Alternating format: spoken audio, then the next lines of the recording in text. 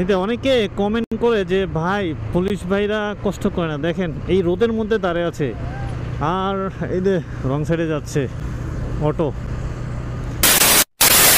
একটা বাস দাঁড়াইছে হচ্ছে একবারে রাস্তার পাশেই, বলেন যাত্রী নামাবে তাকে এইখানে ও জ্যাম লাগাইলো। আসলে নিয়ম মানতেই চায় না, এই অবস্থা।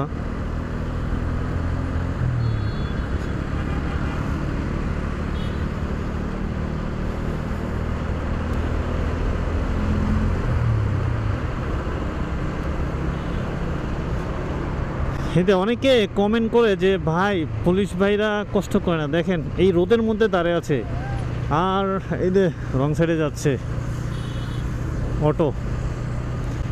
দেখতেছেন যে কি অটোওয়ালা, মানে কোনো সাইডেও বোঝো না, এয়ারপোর্টের মতো রাস্তার মধ্যে সে যাচ্ছে রং সাইড দিয়ে।